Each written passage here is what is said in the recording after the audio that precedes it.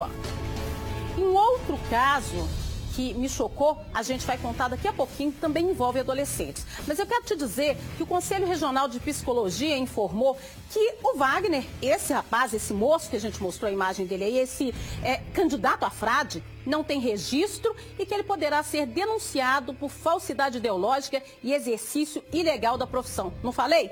Tem que pesquisar. Falou que é médico? Quero o CRM aqui. Falou que é psicólogo? Vou pesquisar também. E por aí vai. E agora sim, eu vou te falar sobre esse outro caso que me chocou. Como cidadã, como mãe.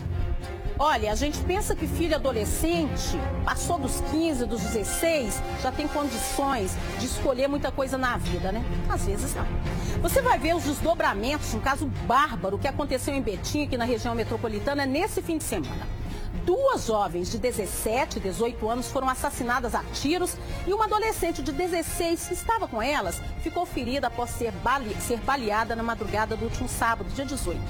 A garota de 16 anos só escapou porque se fingiu de morta, gente. E conseguiu pedir socorro a moradores da região onde ela foi deixada pelos criminosos, jogada como um saco de lixo. Hoje a Polícia Civil deu detalhes desse crime que envolve prostituição, corrupção de menores, drogas, sexo e rock and roll, ou melhor, funk. Ouça o que disse o delegado Rodrigo Rodrigues, que é delegado de homicídio de Betim. Põe a sonora dele aqui pra mim. Aqui em Vianópolis, né, um sítio era usado para realização de encontros com sexo, com as adolescentes. Essas adolescentes eram recrutadas na região conhecida por Comunidade Marião, em Contagem. Elas eram recrutadas por um homem, um casal, né? Um homem e uma mulher, oferecido a elas drogas, a própria festa, bebida, e elas iam para essas festas tanto para curtir a festa quanto para realizar programas sexuais. O relato delas é que elas ficavam nuas na piscina e os homens ficavam nas mesas em torno da piscina, como se fosse um processo de escolha das adolescentes. Então elas eram selecionadas e levadas para quartos e outros ambientes desse sítio. Quanto elas recebiam? Os programas, segundo elas, variam entre 150 e 300 reais. Alguma semelhança com gado? Que você coloca lá, marca e as pessoas vão para escolher? Alguma semelhança? Pra mim tem toda. Pra mim tem toda. As meninas eram seviciadas, drogadas, levadas para esse sítio onde havia festas, onde grupos de pessoas iam para festas em dias selecionados.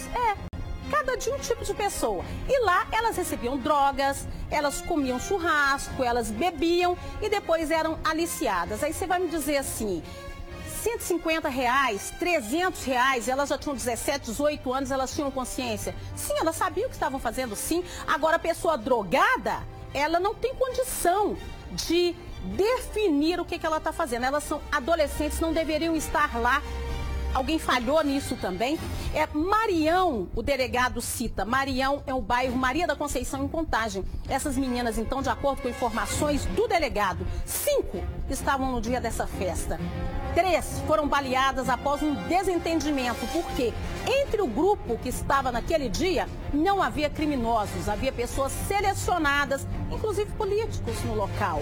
Mas alguém, e esse político, por sinal, segundo o delegado, resolveu convidar 2 traficantes. E aí aconteceu a briga. Eu pedi para separar o trecho em que o delegado fala o motivo que levou aos disparos que mataram 2 jovens e deixaram uma adolescente ferida. Eu tenho isso aí? Eu tenho isso aí? Não, não foi separado. Não foi separado. Então, você vai ouvir a entrevista que a gente fez com o criminoso. O que acontece? Nessa festa, depois chegaram 2 traficantes, as menores se negaram ao sexo com eles, porque já estava na hora de ir embora. Houve uma discussão e elas disseram, vocês não têm arma, nem arma vocês têm. Eles então mandaram chamar os comparsas que cercaram o sítio, mostraram as armas, arrastaram essas menores que foram levadas pelo meio do caminho. No caminho, uma delas foi baleada, jogada na estrada e outras 2 foram levadas por 4 homens e mortas. Um desses homens, o homem que teria atirado na adolescente que sobreviveu, conta pra gente, ou melhor, nega a participação dele, mas ele foi preso e reconhecido por ela. A imagem dele você confere agora aqui na nossa tela. Eu só quero que ela olhe e reconhece se foi eu realmente, porque o meu neném tem um mês de idade, acabou de nascer, sou casado no papel, eu ia sair de casa para fazer uma burrada dessa, eu tenho como chamar meus vizinhos, uma pastora do lado lá, sabe que eu estava lá, não saí lá de casa, não saí, não tem envolvimento com isso, eu quero que ela olhe sem estar nervosa, olhar se realmente é eu, entendeu? Ela te reconheceu em foto e também te reconheceu depois que foi preso? Eu só conheço eles, não tem envolvimento com nada deles. Você conhece eles do bairro? Não, já trabalhei com o Lulu, só trabalhei com eles. Pois é, o rapazinho ali disse que já trabalhou com esses outros suspeitos, que a gente não vai dar o nome porque ainda são suspeitos. Esse rapazinho aí disse que trabalhou com eles no Ferro Velho. Acontece que, segundo o delegado, de acordo com as investigações, eles foram flagrados, os 4, por furto, exatamente nesse Ferro Velho onde ele disse que trabalhava. E agora, a adolescente que está internada, já agora em estado estável, mas a adolescente o reconheceu e disse que foi ele quem atirou contra ela e os outros 3 envolvidos já foram reconhecidos. Agora eu vou te contar uma outra coisa. É que 6 pessoas foram presas por envolvimento nessa trama, por envolvimento nessas festas que acontecem nesse sítio há muito tempo.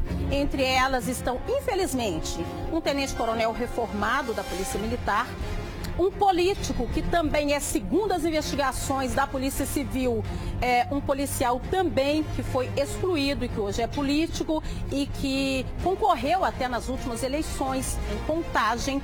Esses 2 homens e outros 4 foram presos por suspeita de envolvimento. Eles estavam no sítio e nesse sítio havia também o aliciador e havia as outras pessoas que fazem parte desse bando que está aliciando menores. Acontece que hoje, na apresentação, o delegado não pôde mostrar nenhum deles. Sabe por quê?